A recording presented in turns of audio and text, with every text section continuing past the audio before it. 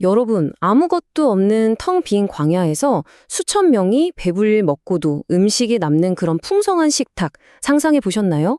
성경에 나오는 정말 기적 같은 이야기인데요. 오늘은 바로 이 이야기를 통해서 우리의 막막한 현실 속에서 어떻게 하나님의 풍성함을 경험할 수 있는지 그 비밀을 같이 한번 들여다보겠습니다. 뭐랄까, 모든 게 막막하고 내가 가진 건 너무 초라해 보이고 앞으로 나아갈 길은 전혀 보이지 않는 그런 순간들 있잖아요. 오늘 이야기는 어쩌면 바로 그런 시간을 보내고 있는 우리 모두를 위한 메시지일지도 모릅니다. 자, 그럼 먼저 이 기적이 일어난 배경, 바로 광야라는 장소에 대해서 알아볼게요. 성경에서 광야는 그냥 모래밭, 사막 이상의 훨씬 깊은 의미를 가지고 있거든요. 네, 성경에서 말하는 광야는 바로 우리 인생의 어려운 시기를 상징합니다. 예를 들면 직장에서의 위기라든지 갑작스러운 건강 문제, 아니면 깨져버린 관계처럼 모든 게 부족하고 결핍된 것처럼 느껴지는 바로 그 시간, 그 공간을 말하는 거죠. 근데 여기서 진짜 흥미로운 포인트가 있어요. 이 사람들이 무슨 길을 잘못 들어서 이런 공경에 빠진 게 아니라는 사실입니다. 오히려 가장 올바른 길, 예수님을 따라가는 바로 그 길 위에서 배고픔과 결핍이라는 아주 현실적인 문제를 만났다는 거죠. 그렇다면 이렇게 막막한 상황에서 우리는 어디서부터 희망을 찾아야 할까요? 여기서 중요한 건 우리 문제만 쳐다보는 게 아니라 시선을 한번 돌려보는 거예요. 바로 하나님의 마음으로요. 과연 하나님은 이 상황을 어떻게 보고 계셨을까요? 정말 놀랍지 않나요? 이 기적의 시작은 사람들이 살려주세요 하고 외쳤기 때문이 아니었어요. 바로 예수님의 긍휼, 먼저 불쌍히 여기시는 그 마음에서 시작됐다는 겁니다. 이건 우리가 입을 열기도 전에 하나님은 이미 우리의 상황을 다 아시고 마음 앞에 하신다는 뜻이에요.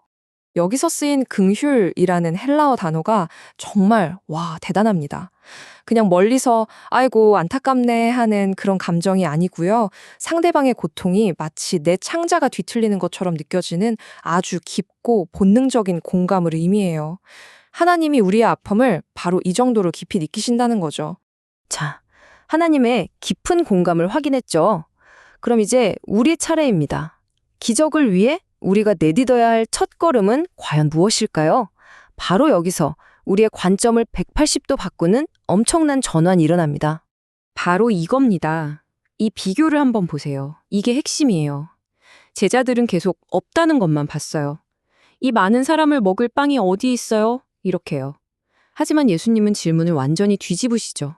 그래서 지금 너희한테 있는 게 몇 갠데? 하고 물으십니다. 사실 이거 너무 우리 얘기 같지 않아요? 돈이 부족해서, 능력이 안 돼서, 인맥이 없어서 이렇게 내가 가지지 못한 것만 쳐다보다 보면요. 결국 깊은 무력감에 빠져서 한 걸음도 떼지 못하게 되는 거죠. 이게 바로 광야의 법칙입니다. 믿음의 출발점은요. 우리가 가지지 못한 어떤 거대한 것이 아니에요. 지금 내 손에 쥐고 있는 아주 작은 것, 그게 아무리 보잘것없어 보여도 그걸 하나님의 손에 올려드리는 데서 시작되는 겁니다. 자, 내가 가진 것을 내놓았다면 그 다음 단계는 뭘까요? 바로 감사입니다. 그런데 여기서 말하는 감사는요, 우리가 보통 생각하는 거랑 순서가 완전히 달라요. 이게 정말 중요합니다. 이 순서를 한번 잘 보세요. 빵이 막 수천 개로 불어난 다음에 감사합니다. 한 게 아니죠. 아직 손에 보잘것없는 빵 7개랑 물고기 몇 마리만 있을 때, 즉 기적이 일어나기 전에 먼저 감사 기도를 하셨다는 거예요. 바로 이게 차원이 다른 믿음의 감사라는 겁니다. 눈에 보이는 증거 때문에 감사하는 게 아니라 하나님이 반드시 일하실 거라는 그 약속을 믿기 때문에 먼저 감사하는 것. 바로 이 선제적인 감사가 기적의 문을 활짝 여는 열쇠가 된 거죠. 그럼 이 모든 과정의 결과는 과연 어땠을까요? 척박하고 아무것도 없던 그 광야가 어떻게 변했는지 그 놀라운 결과를 같이 한번 보시죠. 결과는 이 한 문장으로 충분합니다. 모든 사람이 배불리 먹었다. 정말 단순하지만 가장 완벽한 결과죠. 그 자리에 있던 단 한 사람도 굶주린 채 돌아가지 않았다는 거예요. 모두가 만족할 만큼 충분하고 또 충분했습니다. 그런데 여기서 끝이 아닙니다. 모두가 배불리 먹고도 남은 조각들을 모으니까 큰 광주리로 7개가 가득 찼어요. 여러분, 유대 문화에서 숫자 7은 완전함과 충만함을 상징하거든요.